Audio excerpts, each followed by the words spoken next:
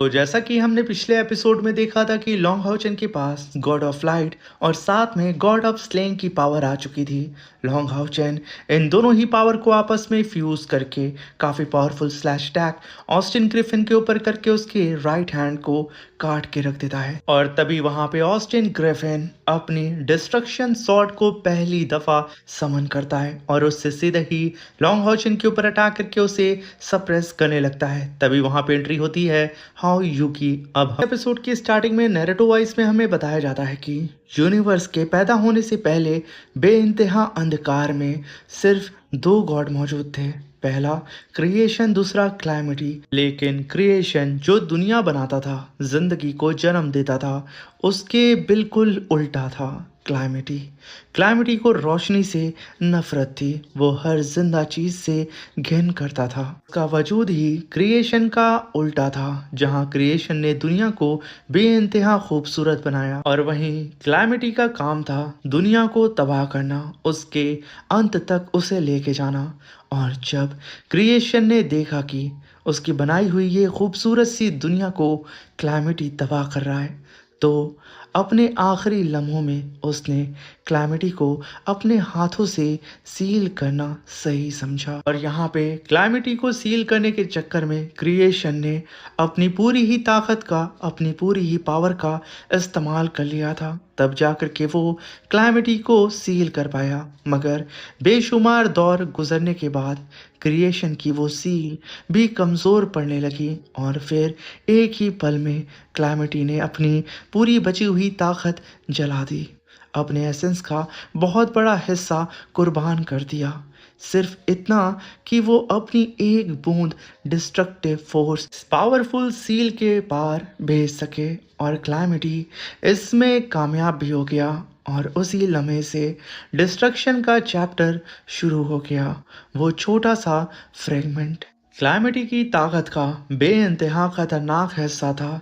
जिस पहले वर्ल्ड पर वो उतरा, वो कोई और नहीं बल्कि एंशियंट लैंड था, डीमन गॉड एम्परर का होम वर्ल्ड।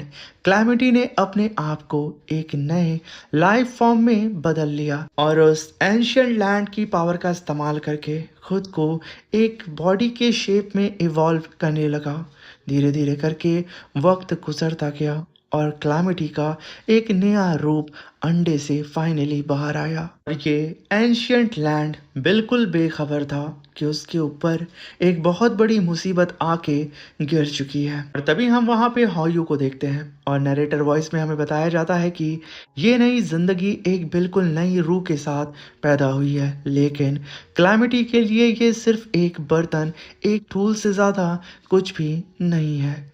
क्लैमिटी उसके अंदर, उसकी सोल की गहराइयों में छुपा रहा है। और यहाँ पे ये एक छोटा सा बीस्ट आसपास की पावर और लिविंग बीइंग को डिवोर करके अपनी पावर को बढ़ाते जा रहा था। और जैसे ही हॉयू ने अपने आप को पूरी ही तरीके से इवॉल्व कर लिया, क्लैमिटी ने उसके ऊपर कब्जा करके और उसकी बॉडी का इस्तेमाल करके एंशियंट लैंड को तबाह करना स्टार्ट कर दिया। लेकिन क्लैमिटी ने एंशियंट लैंड के लोगों के इरादे को कम आंक लिया।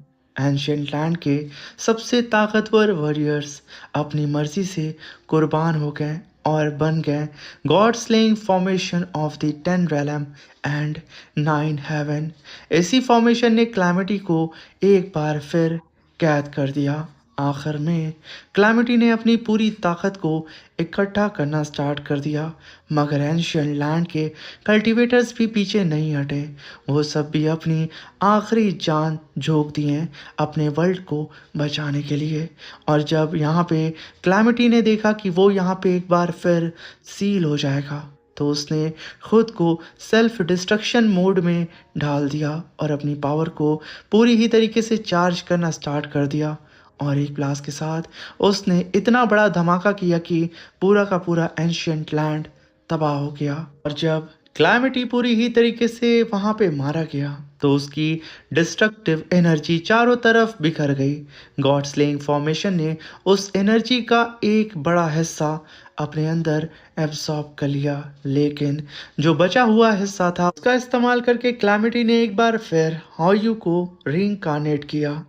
और यहाँ पे हॉयू बन चुका था एंशियंट लैंड के लिए 9 हेड बीस्ट। तो यहाँ पे हायू के पास 9 चांस भी था खुद को रीइंकार्नेट करने का, मरने के बाद खुद को जिंदा करने का। और वहीं पे क्लैमिटी का इरादा था कि वो फिर से हायू के जरिए ताकतवर हो सकता है और ढेर सारी पावर को खुद के अंदर एब्सॉर्ब कर सकता है। मगर वो कभी भी सोच भी नहीं सकता था कि जिस प्लैनेट में वो पैदा हुआ वहाँ सिर्फ अंधेरा और आग के सिवा कुछ भी नहीं बचा था।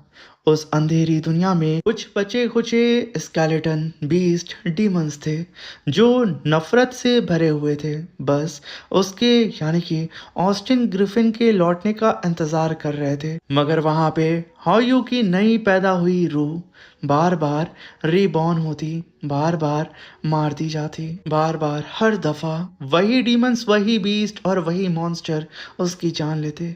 वो बिल्कुल इन सब चीजों से परेशान और बेसहारा हो चुका था। हायू को समझ में ही नहीं आता है कि आखिर उसने किया क्या है, क्योंकि इसकी याददाश्त तो मिट चुकी थी, उसे अपना नाम तक नहीं पता था। और फिर अपनी आखिरी रीइंकार्नेशन में वो एकदम थक चुका था, टूट चुका था और अपनी मौत को एक्सेप्ट कर चुका था। मगर आखिरी सांस में उसके सामने एक रोशनी की किरण अपीयर हुई और जब हायू ने अपनी आंखें खोली तो वहां उसने पहली बार एक छोटे आम इंसान को देखा और पहली बार उसे अपना एक नाम भी मिला, हायू। लेकिन उन सब लम्हों के दौरान क्लैमिटी हायू की सोल के सबसे गहरे कोने में छुपा बैठा था। उस इंसान से मिलने वाले सारे इमोशंस, पावर, उन सब को धीरे धीरे एब्सॉर्ब करके क्लैमिटी ने अपनी पावर को बढ़ाना स्टार्ट कर दिया। जब उसने अपनी पूरी ही पावर को रिकवर कर लिया तो उसने क्रिएशन गॉड की सील को चकनाचूर कर दिया अपने एक ही अटैक में और पूरी दुनिया के सामने गॉड ऑफ क्लैमिटी के रूप में उठ खड़ा हुआ। और तभी हम देखते हैं कि सीन प्रेजेंट में आता है जहाँ पे ऑस्टिन ग्रिफिन लॉन्ग हॉचन और हायू से कहता है कि ब्रदर, अब तुम्हें यहाँ पे समझ में आया, हायू का जिस्म, उसकी पावर, उसकी सोल तक सब कुछ मुझसे आई है। तभी वो लॉन्ग हॉचन के ऊपर अटैक करता है जिसे हायू और लॉन्ग हॉचन मिल करके होल्ड कर रहे होते हैं। तभी ऑस्टिन ग्रिफिन कहता है कि मेरी परमिशन के बगैर ये हायू का बच्चा कुछ नहीं कर सकता है। मगर जब वो देखता है कि वो यहाँ पे लॉन्ग हॉचन की मदद कर रहा है, यहाँ पे तो ऑस्टिन ग्रिफिन का दिमाग फिर जाता है। वो यहाँ पे चिल्लाते हुए कहता है कि तुम यहाँ पे मेरे ही अंश हो और मेरे ही खिलाफ खड़े होने की जुर्रत कर रहे हो। ये कहने के साथ ऑस्टिन ग्रिफिन अपनी पावर को अनलेश करके लॉन्ग हॉचन और हायू को चारों ही तरफ से स्केलेटन ड्रैगन के अंदर कैप्चर कर लेता है और उन लोगों को टॉर्चर कर रहा था। मगर तभी वहाँ पे लॉन्ग हॉचन अपनी पावर को अनलेश करता है और चिल्लाते हुए कहता है कि चुप हो जाओ ऑस्टिन ग्रिफिन। कहने के साथ लॉन्ग हॉचन सीधा ही ऑस्टिन ग्रिफिन के डोमेन के ऊपर जाके अटैक करता है और ऑस्टिन ग्रिफिन से कहता है कि तुम्हें हायू का नाम लेने का जर्रा बराबर भी हक नहीं है। हायू को बार बार मारा गया, उस पर डिस्ट्रक्शन का जुर्म थोपा गया, उसने तुम्हारी जगह लोगों की नफरत को झेला, वो भी बेइंतहा। ये कहने के साथ लॉन्ग हॉचन एक ही स्लैश अटैक में ऑस्टिन ग्रिफिन के डोमेन को तोड़ते हुए कहता है कि और तुम तो सिर्फ उसकी सोल के अंदर छुप कर बैठ गए थे, तुम एक नंबर के घिनौने बुज़दिल हो। तभी हम देखते हैं कि लॉन्ग हॉचन का स्लैश अटैक सीधे ही जाकर के ऑस्टिन ग्रिफिन को हिट करता है। तभी ऑस्टिन ग्रिफिन उस पावर को सेंस करके कहता है कि क्या ये तो पावर ऑफ डिस्ट्रक्शन थी, आखिर इस पावर का इस्तेमाल इसने कैसे किया। तभी पीछे से आवाज़ आती है हायू की, जहाँ पे हायू के सारे ही सर चिल्लाते हुए कहते हैं कि ब्रदर चलो मिलकर इसे ख़त्म करते हैं। ये कहने के साथ वो लोग अपनी पावर को सीधा ही लॉन्ग हॉचन की बॉडी के अंदर ट्रांसफर करते हैं और सीधा ही लॉन्ग हॉचन से जाकर के फ्यूज हो जाते हैं, जिसकी वजह से लॉन्ग हॉचन का पूरा ही ऑरा यहाँ पे चेंज हो जाता है। ऑलरेडी लॉन्ग हॉचन के पास god of light, god of slaying और अब तो क्लैमिटी की पावर यानी कि डिस्ट्रक्शन की भी पावर आ चुकी थी। लॉन्ग हॉचन नए लुक के साथ सीधा ही ऑस्टिन ग्रिफिन के सामने अपनी स्वॉर्ड को लेकर के खड़ा होता है। इसी के साथ ये एपिसोड भी ख़त्म होता है। Thank you for watching.